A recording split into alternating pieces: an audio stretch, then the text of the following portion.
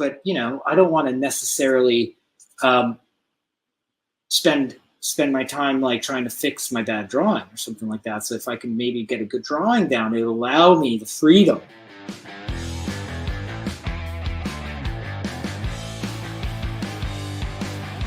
You're about to meet a crazy man. I mean, certifiably crazy. Yeah. Hey, Eric, how's it going? Good. Tony Curanaj is with us today. Tony is the host of the Suggested Donation, or co-host of the Suggested Donation podcast. I'm the main host. You're the what? Main host? I'm the main host. Forget about the other guy. Yeah, okay. Whatever his name is. Whatever's Edward something. Teddy. Teddy Minoff. Anyway, welcome to whatever we call this. We don't have a name for it. But you don't have a name. It's like Face Live, chat, Facebook something. Well, it's Facebook Live, I guess. But there you go. Well, you're getting some amazing people on this. Yeah, thank you. We're getting a lot of views too. I was, some of the people in the replays, I was looking last night, I think one of them was up to 20,000 views. It was wow. Yeah. Well, this one's going to be a disaster. So I hope you have some good ones. I'm thinking if we get 10 people, we're going to be lucky. I'm just yeah. I'll take whatever I can get. That's right. I'm the same way. I'll take it.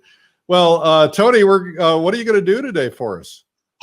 What am I going to do? So, I know it's such a short amount of time to do this, and what we do is traditionally such a long, extended moment when you're in the pocket of doing a painting. But when I teach, there's certain things that I think are really important that I think are passed over a lot by a lot of people, or they're not being told this, and whether it's workshops or some of their other schooling. And today I wanted to do a really quick, very basic value study of something done from life, because I work from life.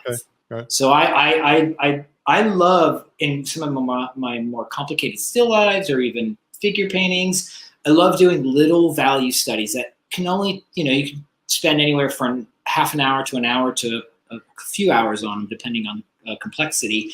But I think they're incredibly valuable when it comes to understanding what you're doing in front of you, because painting is hard enough. Value is probably the most important thing outside of drawing when it comes to a good drawing, when it comes to a successful painting. Why don't I show people a couple of your paintings just so that they actually know you're qualified to talk about this? Yeah, well, we'll see. So this, you're world famous for your still lifes. Yeah. That's absolutely incredible. I like this one a lot. Reminds me of my 1950s childhood or 1960s childhood. That's exactly what I was going for. Yeah. I can't really tell what that is because it's so small on the screen, but it looks like a bug on some plants. Yeah, it's a bee on little tiny self-portraits from back in the day, from a while back. That's beautiful. Yeah. Hey, those are little studies. Those are like little studies I would do for bigger paintings. Ah, okay. That was a fun one. Yeah. Yeah. Well, you do incredible work, and thank you.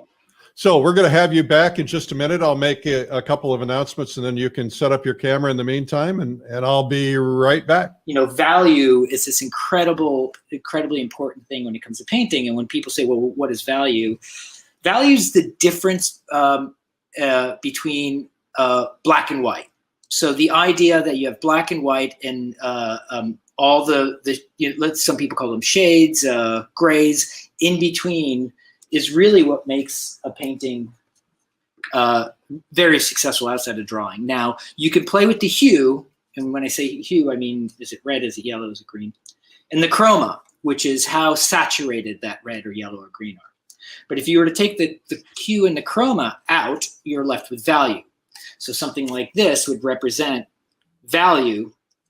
And if you look at this, these are all pre-mixed. I do things like this. I have my students make value scales like this. Can you see that pretty well? So I have them mix these because I think it's so incredibly important to understand that all painting is between this and this. So you have white, pure white, and absolute black here. This is black. This is ivory black that's been dried and varnished over. So that's about as black as we can get in paint. This is white. That's titanium white out of the tube. Those are the two highest, two extremes that we have in our paint. So I pre-mixed my paint in accordance to this. So I know that this can represent what I have here.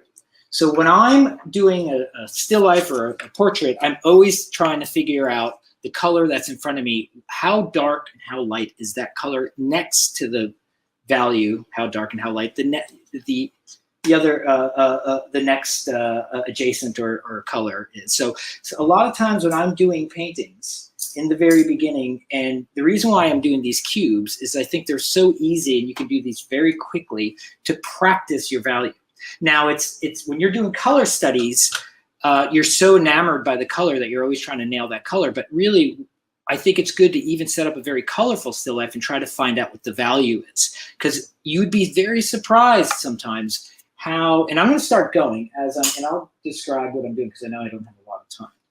So what I'm always doing is I'm doing this, and I don't know if you guys can see this. And I'm going to try to, like, I'm comparing. You could do this with this. You could do it with your knife with the paint on your palette, you know. And I'm always constantly sort of saying, like, for example, if you see, I'm going to try to, if you're seeing, like, let's say this value right there, I can use this to try to find, and it's not an exact science, but I try to find, if I squint, I can kind of see, and I know that's about, you know, a value 4-ish.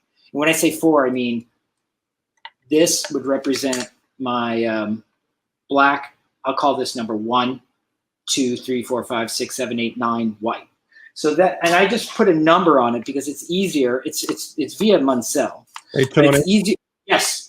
See, if you had these very stylish value specs, just all you have to do is look at your object, and it tells you exactly what your value is. Now, let me ask you this: when you put those on, because I'm such a tech nerd, does it change the value at all as far as like what it is? It's good. You can compare them very well, I'm assuming, with this. It does not change the value. Does it drop the value at all? We went through about 30 iterations to get it right. It does not change the value. It turns everything red. Yeah. But that's okay, because what we're really trying to do is to understand the value. Anyway, that was my shameless self-promotional plug. Oh, that's great. And besides, I mean, just the cool factor on that, I mean, that alone is worth getting them. So if I'm looking at that background, let's say back here, sometimes I try to find things like the backgrounds, things that are a little bit simpler to get, so I can get into the things that are a little bit more complicated, especially if this becomes a complicated still life. So I'm going to, again, sort of do this with my eye. And, you know, for people who are really doing this at home or when they're in their private studio, you know, make one of these. Try to get the Munsell or some sort of standard. And I'm just using the Munsell standard right now. And try to pre-mix your grays. I think we should assume that nobody knows what a Munsell standard is. Can you just quickly say what Munsell is? So Munsell is a color system that was designed by Albert Munsell in the 19th century, and it really is just a systematic way to categorize color. And part of that is value, so it's hue, value, chroma. So it's, you know, there's a lot you can get. I know Graydon Parrish is you know, I do it a lot. Graydon does it a lot. There's a lot of information out there. You know, we have an amazing amount of ability to find information. So go out there and try to, you know, research as much as you can. Or, you know, one day if you know, when we're all together, please, by all means, come in and say hello to me and we'll talk.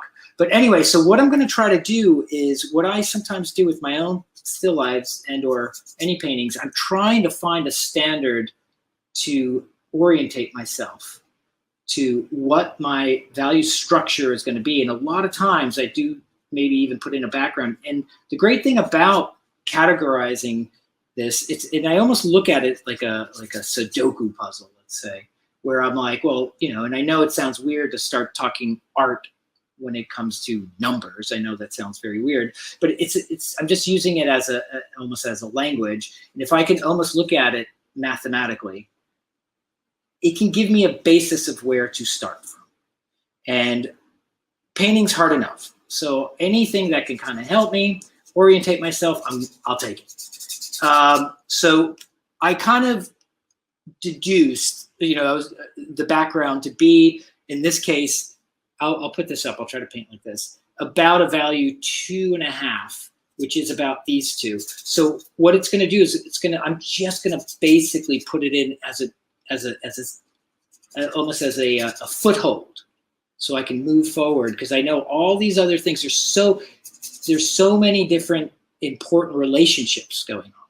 And if you are able to get yourself a standard that you can that you feel is a very good educated guess, you can use that to sort of springboard into finding out all these other values. Now, when you're doing this in let's say that's a colored still life or figure, it can get very difficult to find out what value is that bright red? Because a lot of times this very, very high chroma red might actually be a lot lower in value than it looks. You're just enamored by how bright the color is on that red, how chromatic it is.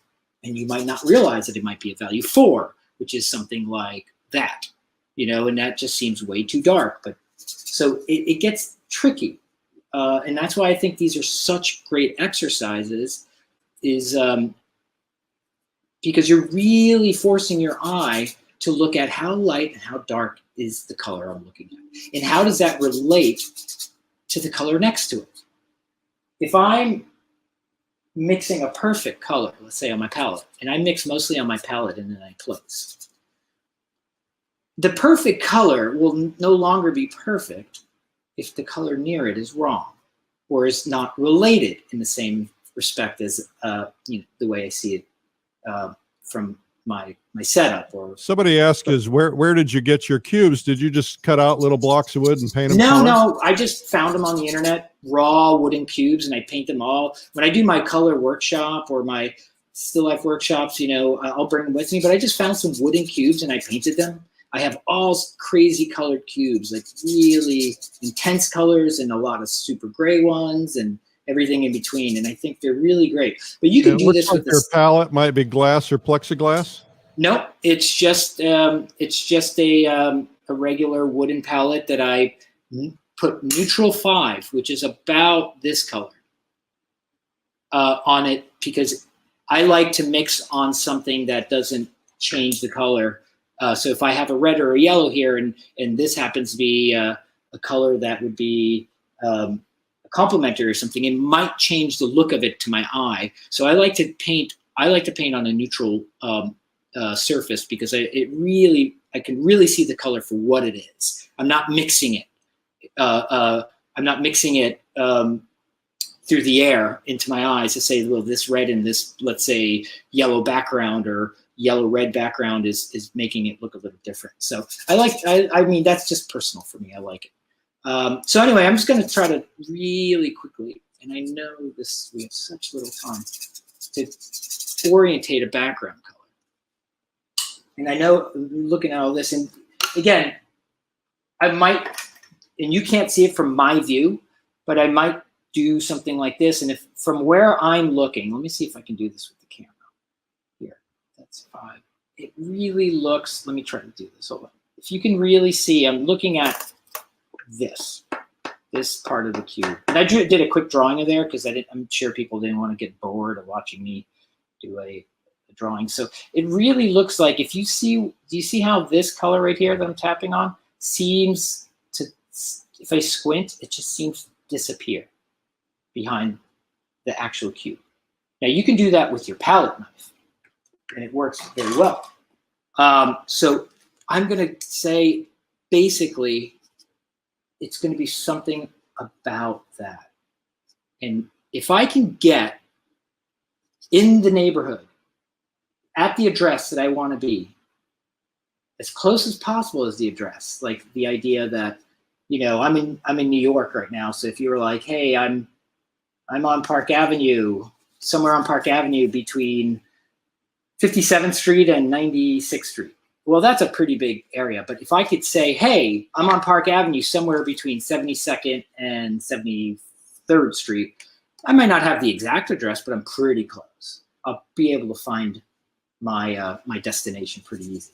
So I kind of think of that when I'm painting, especially in the beginning, because it's like I just want to find the destination to be as accurate as I can, even when I place it.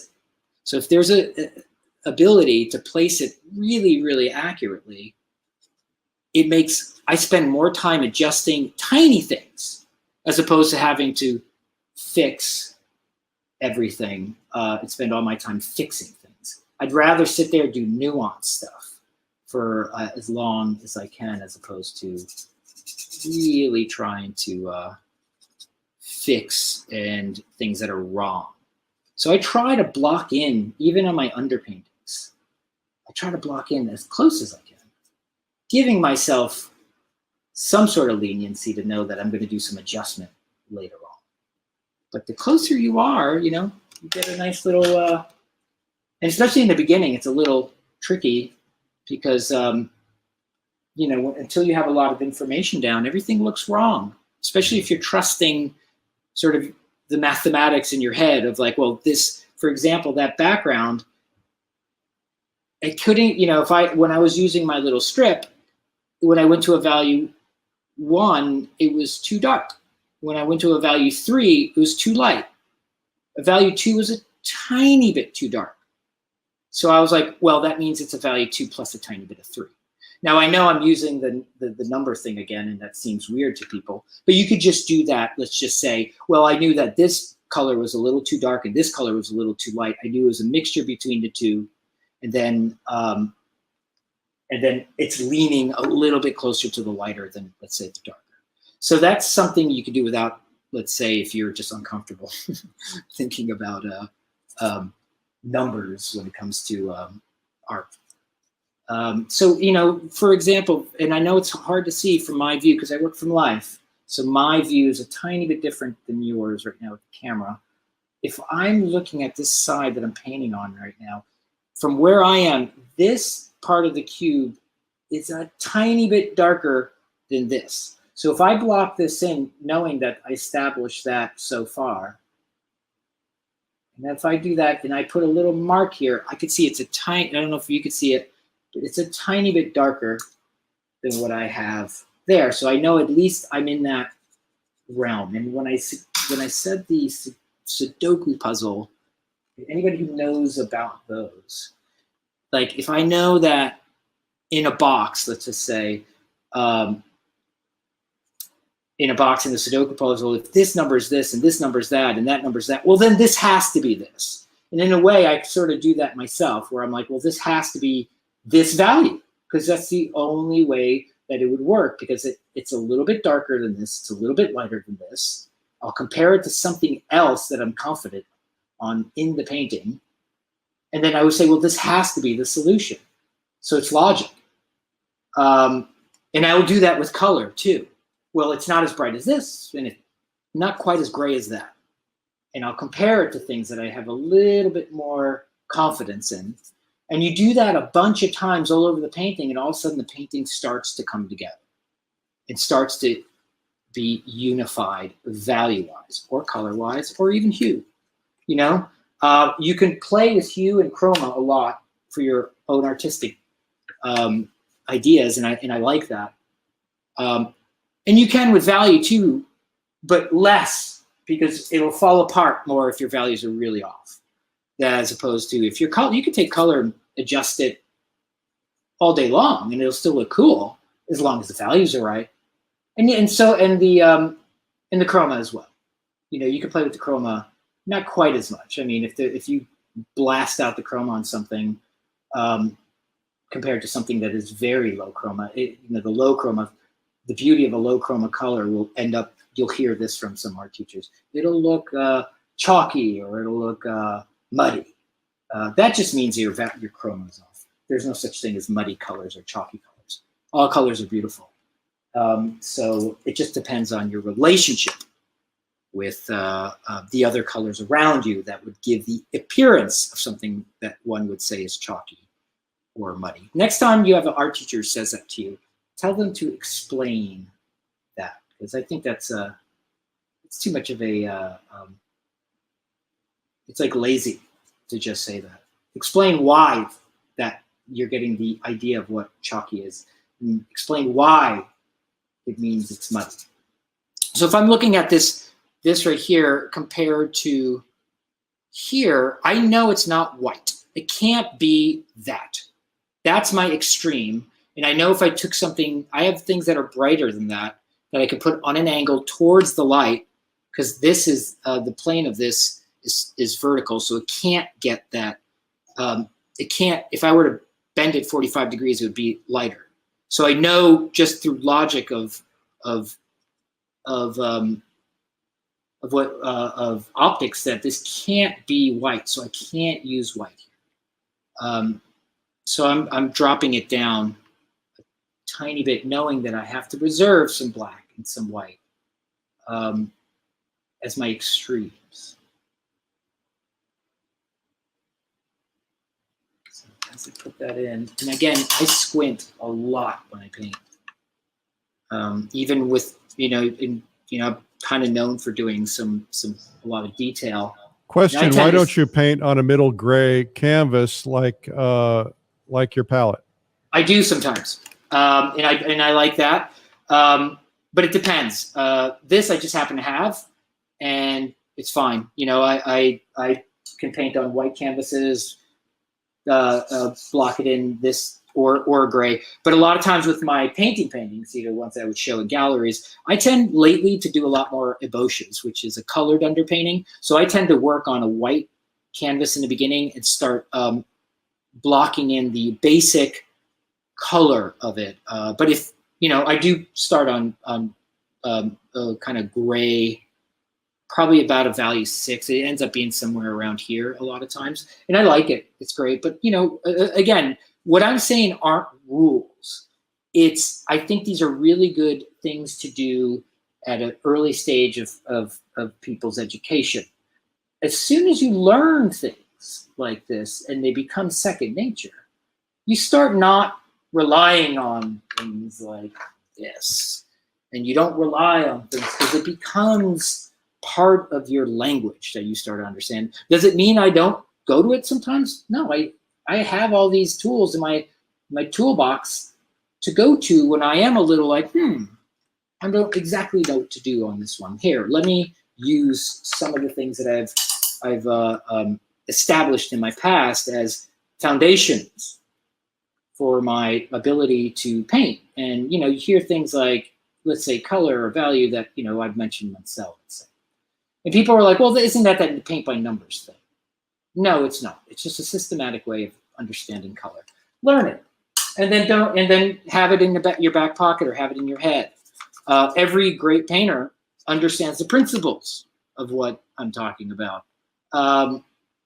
Doesn't mean they're using this exact system, but it's like going up to a figure, like a person who's drawing a figure, and you're like, well, you don't need to know anatomy. Well, why? It hinders your artistic expression. Somebody wants to know, when you hold up your value scale against your object, you got to make sure it's in the same light. Is that correct? Yes. Good question. If you are setting up, because I am somebody who works from life, if you are setting up in your studio, make sure that your canvas is in either the same light source as your setup, or you have, let's say, a very similar light. Let's say you're very far back, because I've done paintings that are very big, and you can't be close. And I couldn't be in the same light source because at this particular moment I was using artificial light. Make sure that you have a light source that's very similar to the one that's lighting your setup. Because if you light a setup different than your subject matter, and you take it into a different room, it's not going to look like the painting you thought it was. So it's very important. It's a good question. I've done a lot of research on light. light sources and everything for my own studio. I made a discovery. Maybe you can comment on this. I had I had my light too bright on my canvases. And then I'd take my paintings out and they'd be very dark. Dark, yes. So yeah, that's an important you know, epiphany or whatever. Yeah, you want to have, and also if it's so bright on your canvas, also, you know, I always try in my workshops and with my students, also talk about like real life stuff as far as like real life practices. Your eyes are going to get fatigued if your light source is so bright on your canvas too, and that back and forth between your canvas and your setup, your eye is going to have to constantly be adjusting back and forth between light and then having to see something that's a tiny bit darker. So try to like balance what's on your painting and or palette and what's on your the light sources. I mean the subject matter itself. And you know, one of these days when we have more time, I'd love to go into things like the color of light, the color rendering index, the CRI of the bulbs. If you're going to use artificial light, I have a artificial light set up in my studio here in New York, but I also have skylight, and you know, different paintings I do different light sources for them because of, you know, whatever the spirit of what I'm trying to go for in the painting. It's great to know how to control both. You know, we're very fortunate these days. Oh, why did my camera just do that? Is that really it? I don't know why my camera just switched. Did it switch to you on over there? Can you still hear me? Uh-oh.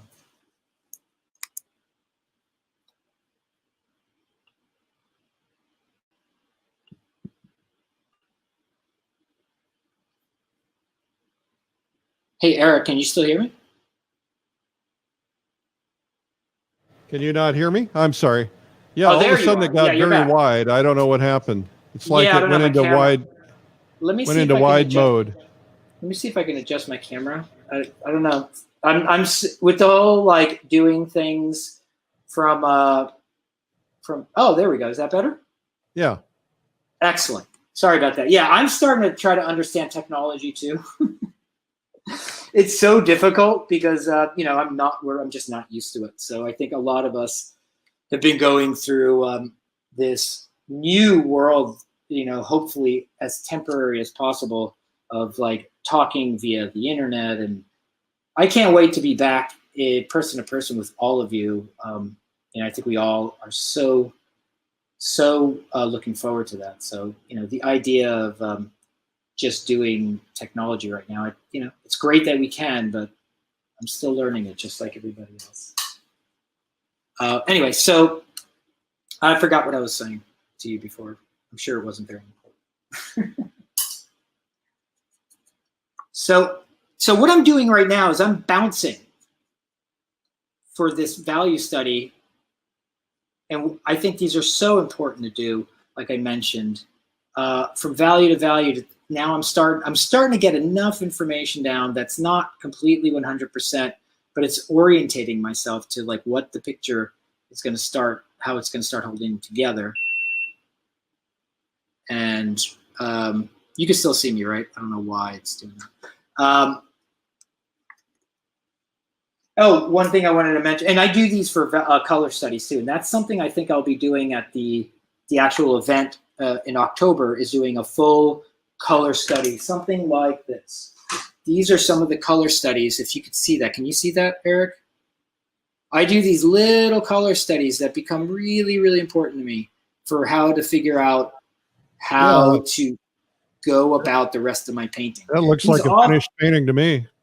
But you'll be surprised. Same with this. This is a value study. Same idea of what I'm doing right now. These are incredibly important when it comes to doing, you know, the rest of the paintings. Do you typically do a value study like that before you do a well, I'll tell you, another color study. I do these really quickly. You could do these in an hour, 2 hours, 3 hours. Not, you know, and the wealth of information that you'll get from them are incredibly valuable, especially when you're about to possibly spend a month, a week, 2 days to a month or several months, whatever, on a painting.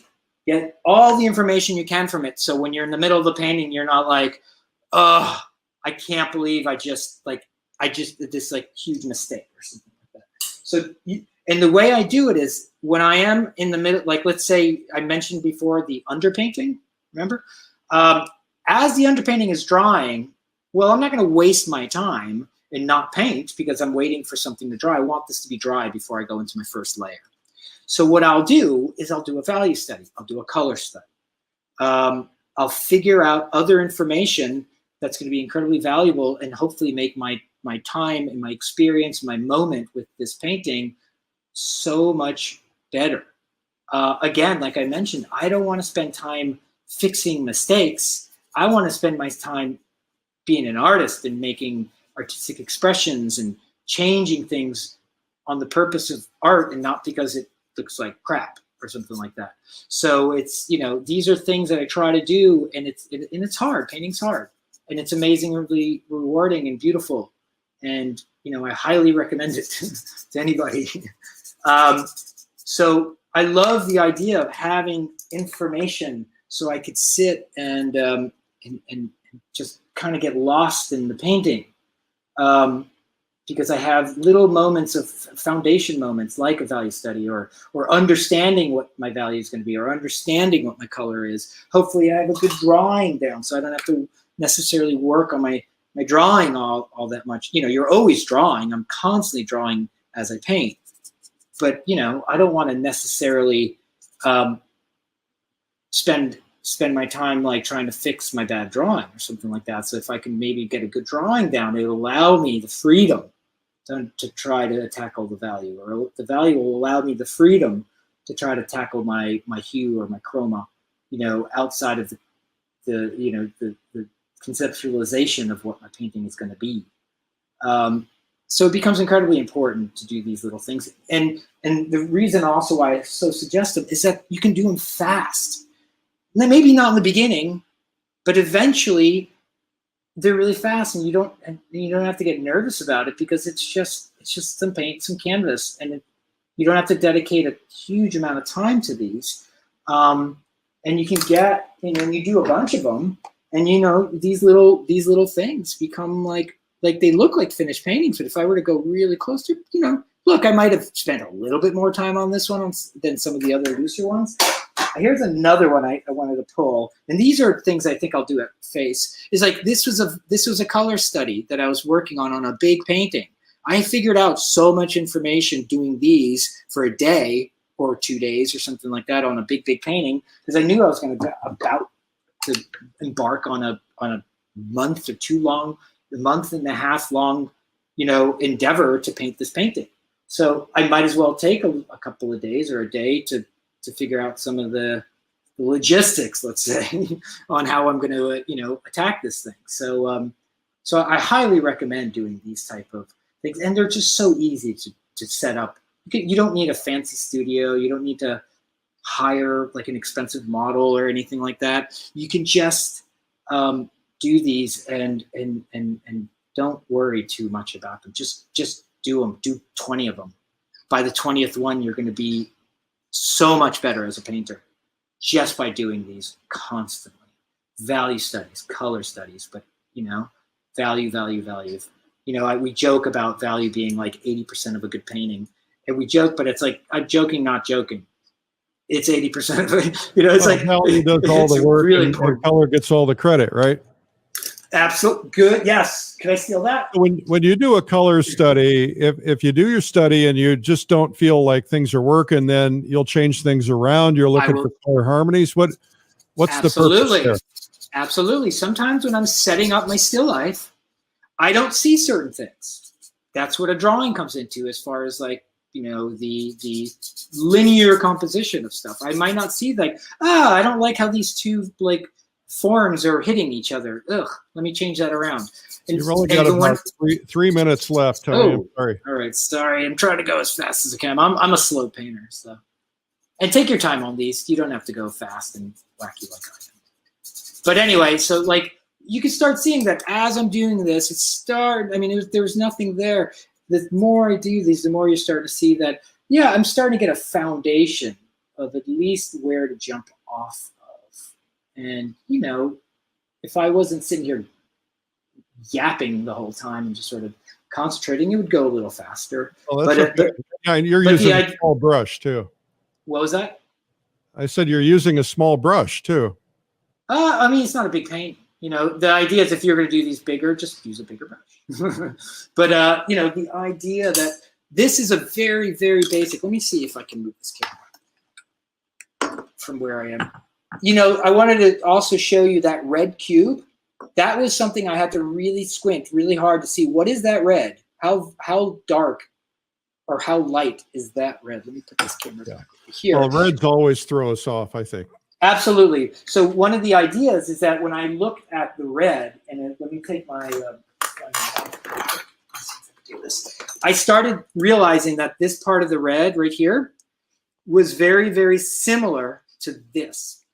So I took, with my eye, I was doing this. Like, let's say if you could take your knife, flatten it out. I have about the same value here. And I started seeing with my eye that if I compared this to this, I saw that they were incredibly similar. That helped me orientate what exactly was the value of that red, because it's so instinctual to want to paint it red, you know, and of course, in a more complicated, longer conversation, well, exactly what red is that? There's a huge amount of variety of red. And this goes for all colors. I think it's great advice. Tony, we've got a lot of questions we won't have time to get to. Maybe you can go back in tonight and answer some questions. Tony, this has been fabulous. Why don't you come back on camera so we can see your face? All right, let me switch it all around. If you give me a second.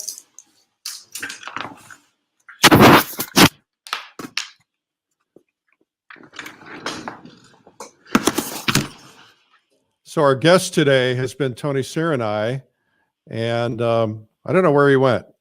I'm just switching over to it. I'm using two cameras. Oh, I see. Okay. I'm fancy. Oh, you are fancy. Okay. So one thing I wanted to just sort of show you, because I know everybody likes to see paintings. This is something I just got framed up, but I wanted you to know that I did the same thing on this.